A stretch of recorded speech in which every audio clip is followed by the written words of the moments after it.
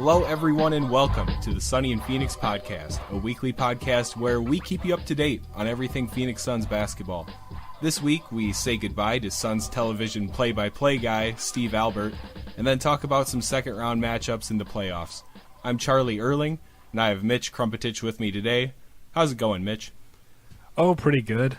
A lot of basketball going on, but no Suns basketball, so sometimes it feels like we're in a little bit of a lull, but then I remember, it's the playoffs. So, that's where I'm at. There's still plenty of basketball to watch until that dreaded period where there's no basketball or football, and baseball is the main star of the show. Yeah. I'm not too excited for that. No, it's the toughest part of the year, always. It's very true. It's a tough time for sports fans. Make sure to get a hold of us on social media. Our Twitter is @SunnyandPHXPod. Our email is sunnyandphxpod@gmail.com. And check us out over at our new host, the Deepish Thoughts Podcast Network, over at deepishthoughts.com. Thanks for listening to the Sunny and Phoenix podcast. If you'd like to further support the show, you can head over to tpublic.com/user/sunnyandphx. That's teepublic.com/user/sunnyandphx. We've got t-shirts, mugs, phone cases, all kinds of stuff. You can get our famous cheese is warming up design, or just one that says Sunny and PHX. Again, tpublic.com/user/Sunny and PHX. And go Suns. Last week, the news broke that Steve Albert, the Suns' television play-by-play man, has hung up the microphone for the last time. Albert had been with the Suns for the past 5 years, and had been in the sports broadcasting biz for 45 years. Albert's covered boxing, the New Jersey Nets, the New Orleans Hornets, the Golden State Warriors, the Cleveland Cavaliers, as well as the New York Mets. And I think there might even be a few more. And, personally, I was a little more upset when I heard that Steve Albert retired than I felt during all 58 of those Suns losses this season. I just loved having Albert as our play-by-play guy, and I know you did too, Mitch. Yeah, he was great. He was funny, but he knew his stuff. He worked really well with Eddie Johnson. The two of them together were great. Steve was always super consistent. In my opinion, I always thought he was very unbiased. He was just a great play-by-play guy, and he'll be missed, and I'm interested to see what we do to replace him and who we go with. Right. That will be a big thing. I hope we find someone that can mesh with Eddie Johnson, because Eddie Johnson needs to stay, as far as I'm concerned. Yeah, and Eddie's great, but I can see how he might be hard to work with, because he's just kind of off the wall sometimes. Steve did a great job of reeling him in, like I try to do with David here normally, but I fail. Yeah, exactly. But yeah, about Steve, about him being unbiased, the more and more basketball I've watched over the last few years, maybe tuning into some streams of some games, maybe having to watch the away broadcast of a Suns game, and it's pretty obvious that a lot of other announcers have that homeritis. They're rooting for their team, and they don't have much good to say about the opposition a lot of the time. But that was not the case with Steve Albert, and the way he would get excited for the other team if they'd make a great play, that's what really stuck to me. Like, this guy's doing it because basketball is a fun game, and he's making it fun for everybody who's tuning in, not just Suns fans. Right. And that's the beauty of his commentary and his experience working with so many other teams. He just loved the game, and it was something that we all appreciated. So, yeah, and another point you mentioned, I'm pretty worried about the replacement too. I'm not too into the who's in the minor leagues for broadcasting, who's applying to this stuff. I have no idea. Right. I'd like to put my name in the hat. I think me and Eddie would mesh. Yeah. I think David mentioned something about it too, so maybe we'll just send the Suns our highlight clip. And they'll be like, "No, we'll pass on these." But yeah, I just really hope we find a guy that just brings the same energy and evenness, equality that Steve did. And that brings up a question that I have that I'm sure other people have wondered. Do you think this means we will see Ann Myers-Drysdale as a more permanent member of the broadcast team? Okay, so I believe that Ann and Eddie do the same job. They're not the play-by-play. I believe they're the analysts. Right. Is what that'd be called. Right. So, it's not like Ann would be taking over Steve's role. That definitely wouldn't happen, I hope.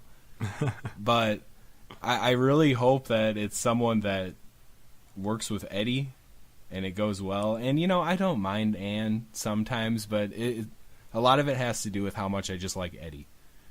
Yeah, I think I agree with you there. And, yeah, I kind of think we'll just bring an experienced person who's looking to move to a warm place in, basically. That's right. Bring someone from the north. They're sick of that blizzard business. Then just come down to the desert, retire here. Exactly. Yeah. Okay, so definitely will be interesting to see who's calling games for the Suns next year on TV, but let's move into the second round of the playoffs. And as of recording, all the second round matchups are set except for one, and we're waiting on that Game 7 between the Clippers and Jazz, and then the winner of that series will go on to face the Golden State Warriors. So, Mitch, which team do you think has a better shot of knocking off the Warriors next round? Neither. I think they'll both get destroyed either way. I would like to see the Jazz because Gordon Hayward has been playing really well. If Rudy Gobert is healthy, I think it would be fun to see what he could do against the Warriors. But, I don't think either of them stand a chance at all. So, yeah, I would just root for the Jazz. I don't know, though. The Jazz-Clippers series has been a lot of fun to watch. I'm glad that it's going to Game 7, but it doesn't really matter who wins. Yeah, I'm kind of in that boat too, but I'm rooting for the Jazz, and I'm just really glad they have Gobert back for the end of this series, and especially if they make it on to the next one. And I think David and I had a disagreement about the length of Gobert's injury, and I'll just say that he was correct, I was wrong. Just get that out of the way. Well, I thought that injury was going to be longer too, but then in Game 6, he rolls his ankle or whatever it was, and it's just like he's having the worst luck in this series staying healthy, and he's been great all season, so I feel really bad for the guy. Yeah, that's very true.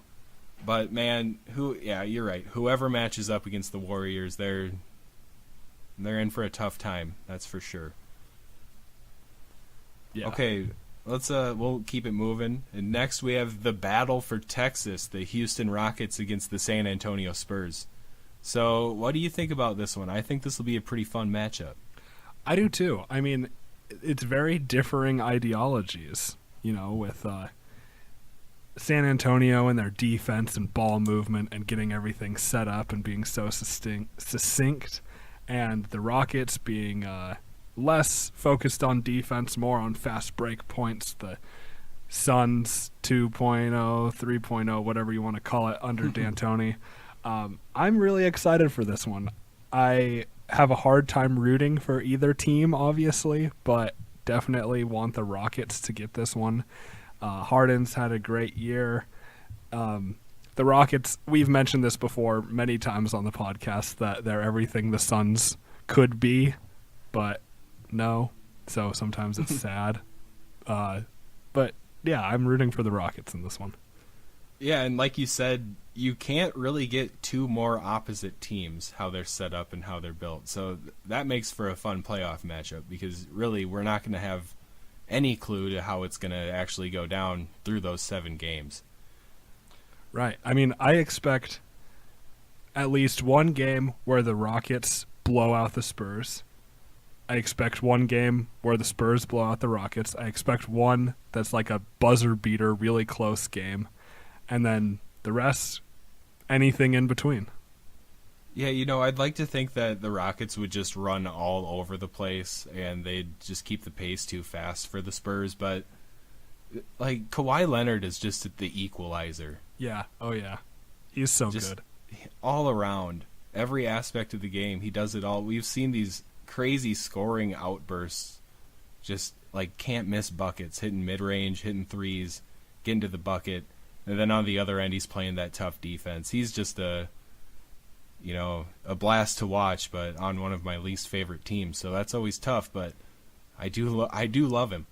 Right. Well, I mean, that's the thing I always say. Like, of course I hate the Spurs just by the nature of being a Suns fan, but if you take away the history and the logo and just make them any other team, I would love them. I love their offense. I love what they do. I love how they're coached and all of that, but I just hate them as a team. But whenever I take those, like, what NBA team should you be on quizzes or whatever, I always get the Spurs, and I hate it, but that's just always what happens. The idea of their team is great, but then you add the history against the Suns, and I just can't get over it. That's the truth. Absolutely. Well put. Okay, so let's head over to the East, and we have the Celtics and Wizards matched up. And this could be another really entertaining series, and I think this 1 seed versus 4 seed might end in an upset. What do you think about this one? Yeah, I could see it happening. I'm really, really interested, especially with the trouble that the Bulls gave the Celtics. The thing that I think about this series is I really want to like the Wizards, but there's one player on there that is just holding me back. And who's that? He has a brother in the league who plays on a Midwestern team that's named after a part of a car. And his initials, his first and last name, start with the same letter. And he's got a lot of tattoos. Spent some time in Phoenix, actually. Yeah, you all know who I'm talking about. I can't think of his name. Yeah, it's Marcin Gortat, actually. But yeah, a couple former Suns on that Wizards team. One of them, the one I was originally talking about, leaving on some bad terms, as we all know. But yeah, I just really, really want to like that team, but I have such a hard time doing it. And then the Celtics have my boy, Kelly Olynyk. That's kind of a little controversial, too, with the way he's been playing in the playoffs.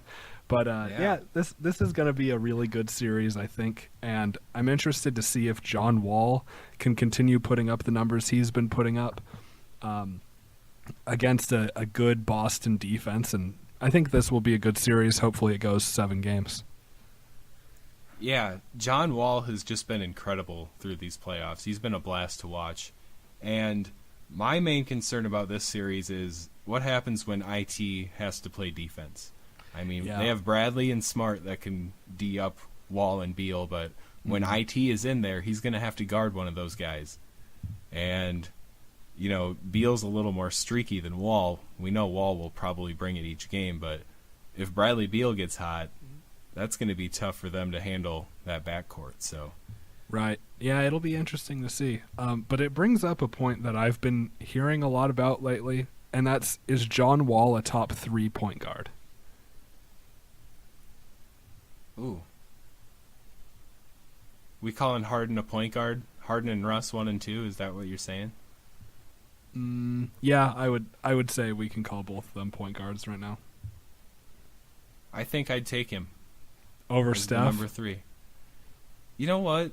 Steph is great, but it's just a whole different play style, and I'm just more entertained by John Wall, honestly. Interesting. Yeah, I mean, I think I would put John Wall 4. I would put Steph above him because I think we overlook how good Steph Curry is sometimes just because he's on the Warriors.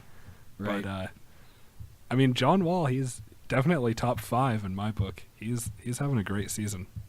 Absolutely. And man, the Polish Hammer, Gortat. I just love the guy. He's a fun center to watch, and when he got to run that pick and roll with Nash, we kind of saw him blossom a little bit then. Mm-hmm. So I've just enjoyed watching him throughout the last few years here. Yeah, I've always liked Gortat. he was a little rougher when he was in Phoenix. Still had a lot of developing to do, but he like you said, he's blossomed in Washington, and I'm happy for him.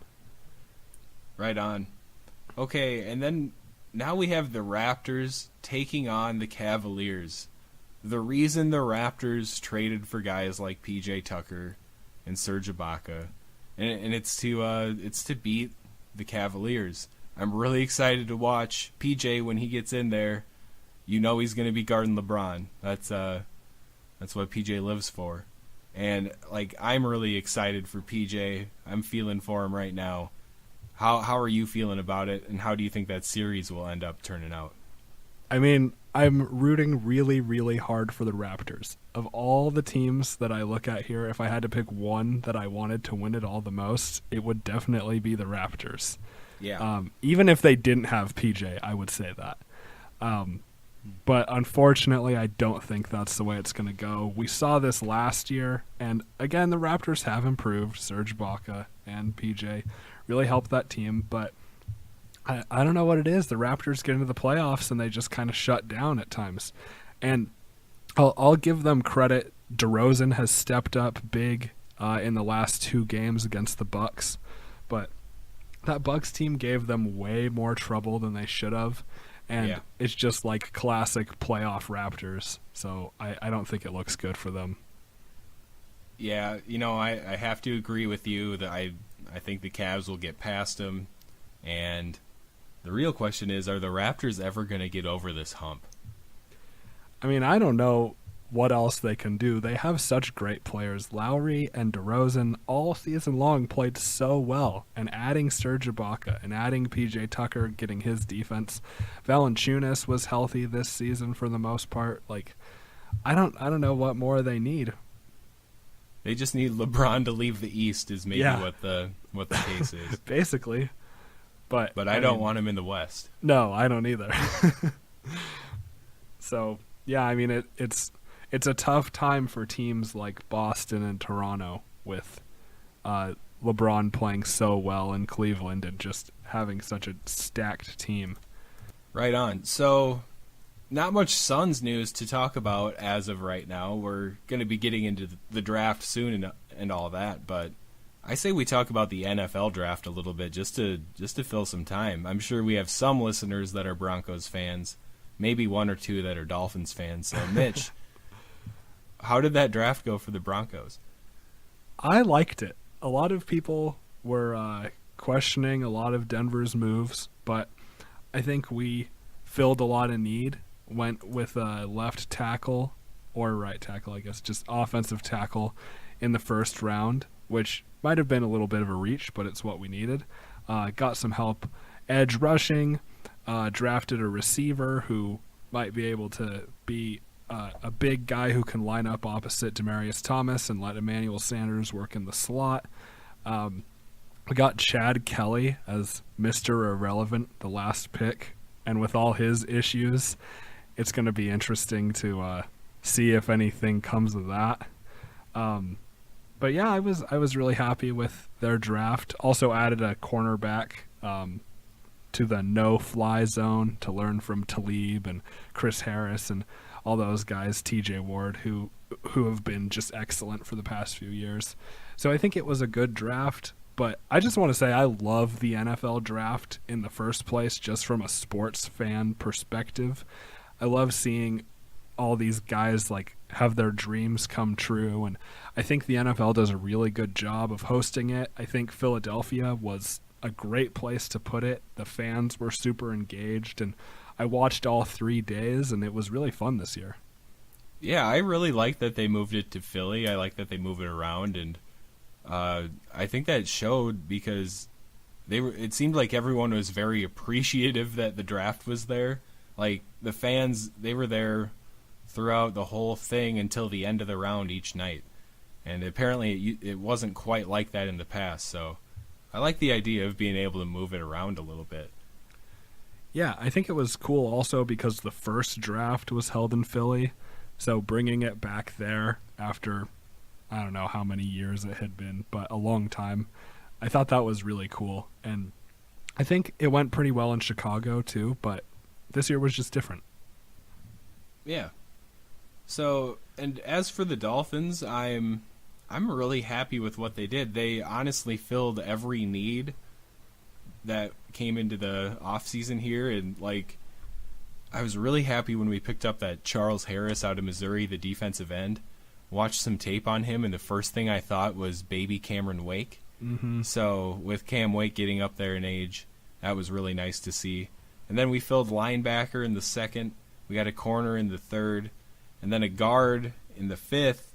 And that's what the team really needs. We need to bolster that offensive line to keep Tannehill up on his feet.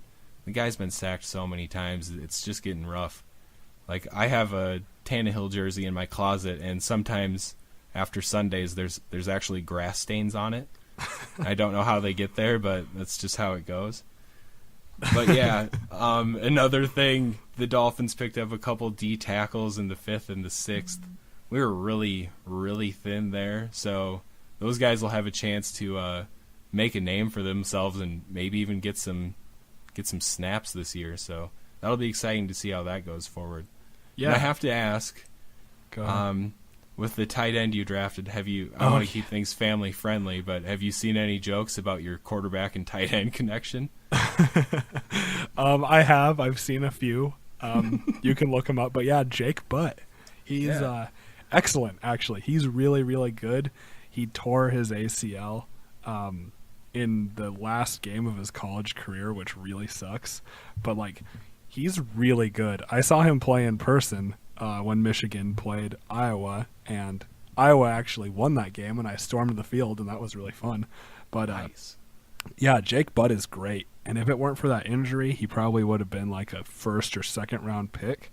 So I'm really glad that Denver got him. We definitely need a playmaking tight end.